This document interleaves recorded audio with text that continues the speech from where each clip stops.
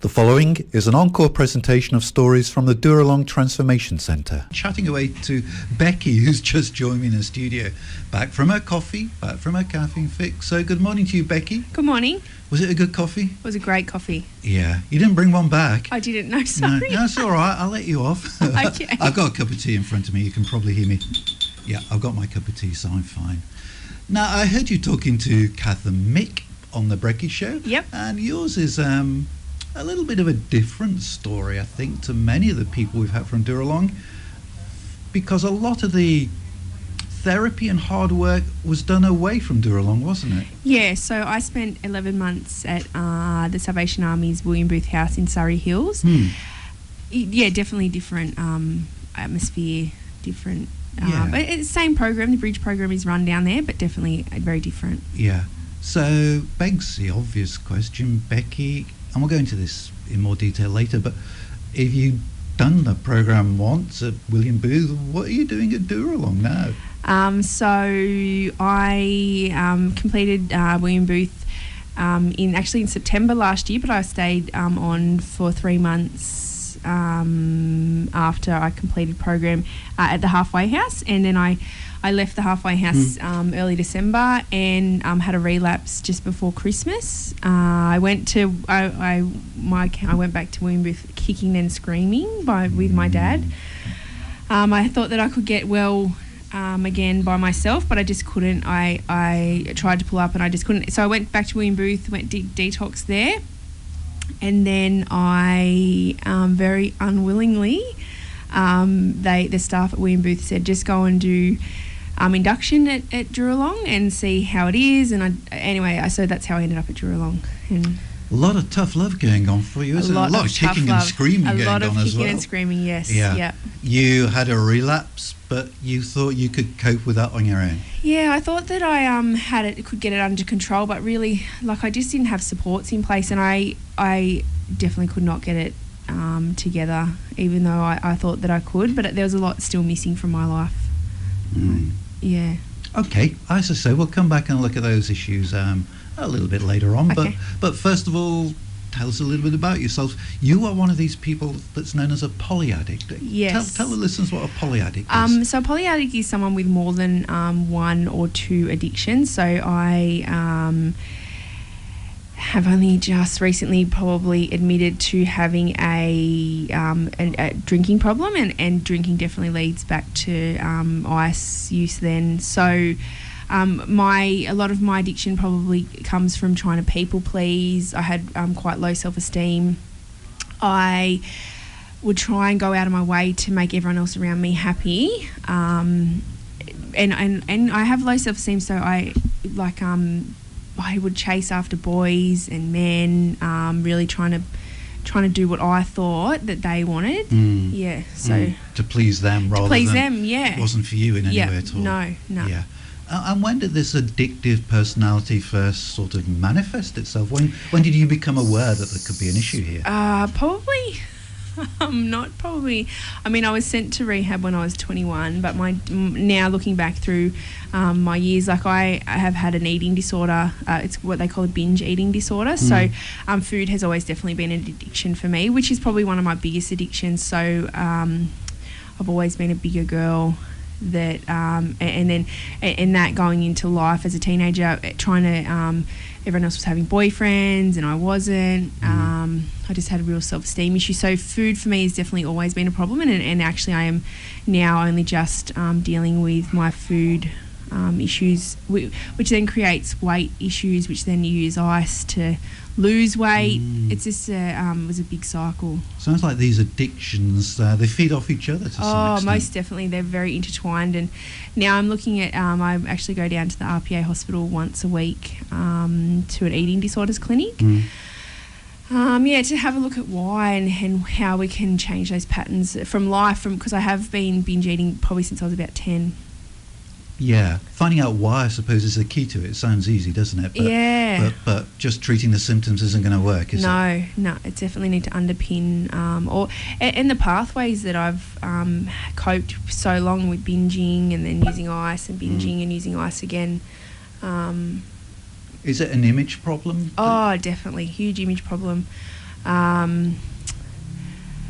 yeah, like I just have always felt that I wasn't good enough for people, and now like I've had probably a few goes at rehab now, and I'm only just starting to get into that of why I need to feel like I don't fit in, or why I do what I do. So about 12 months ago, or probably a little bit longer, Yep. you found yourself bucking into William Booth down in Sydney. Yep. Was there a particular reason why, at that time of your life, you thought it was right to do so? I had just been in jail for 6 months, so coming out of jail, like I'd been to William Booth in early 2015, and sort of spent most of 2016 in jail again. And then last year I was released from prison to William Booth House, and I really thought that I had it together when I left Booth. Like I just didn't have supports in place. So now at Dooralong, for me, it's about building support, building my network of people here before I actually leave Dooralong. With all the troubles that you've had in your life, and as you say, your eating disorder started at the age of 10, and then you had the ice problems and the alcohol problems and all the other problems that you've had, were you also getting sort of counselling or sort of therapy? Because you've mentioned a number of times there were image problems, self-esteem problems. Is that an awareness that's only sort of dawned on you lately? Or? Yeah, definitely. It's only just sort of a dawn. Like I just thought that I like to party, and I thought that having fun was happiness. I thought that, and now that I can pick apart these things, like I definitely thought that having fun was the same thing as happiness for me. So, and it's definitely not. So you partied hard? Oh, I partied really hard. I worked hard too. Like I worked up until about 4 years ago, but I definitely partied. Yep. Yeah. Sounds as if you were always searching for something that was going to be right for you. Yeah, definitely. I was always searching for the next party, the next adrenaline rush. I didn't sit still a lot. Talking to Becky this morning, who's been telling us just over 12 months ago, she went to the William Booth and did the Salvation Army program there. Then she had a relapse. After how long was that relapse? You came from. So I was clean for 15 months. Oh, a long time. Yeah, well, that's classed as early recovery in AA standards or NA standards. But yeah, so 15 months, and then I relapsed over Christmas, and have come back into. And now you're at Dooralong. Now I'm at Dooralong. Yeah. And I've not heard of this before. Was it the Focus or the Refocus program? Yeah, so it's called a Refocus program. So it's so it's not a full-length program. It goes for 3 months, just to get you to just see what you've missed. So I didn't get any supports in place. So now I need to go and find a home group for NA or AA, and also a church group. Yeah. Do you think that lack of support was instrumental in the relapse? Most definitely. So I have a really supportive family, although I put so much all my time and energy into my family, because I felt so guilty that I hadn't really been a part of their lives for the past 10 years, that I was so happy to be back into their family, that I was spending every weekend with them. I was I didn't build any other supports outside of my family. Right, so it was just you and the family. Yeah, yep. So then when no AA meetings or anything like that? No church, just my family. Yeah. And because of that lack of wider professional support, 15 months later, crash, definitely crash. So I now know that I need to not rely so heavily on my family. I need to build other supports outside of them. Was there a trigger for the crash? Boredom. I thought that maybe I could just have a couple of drinks and life would be okay, but I really just can't have just a couple of drinks. I'm not a person that can just... I'm a person where everyone's at the dinner table drinking wine and I'm in the kitchen sculling out of the vodka bottle. So have you now accepted that, not to put too fine a point on it, that you're an alcoholic? Yeah. I'm coming to the acceptance of that. I wouldn't definitely say that I'm there 100%. I am. I know I'm an alcoholic. I know that.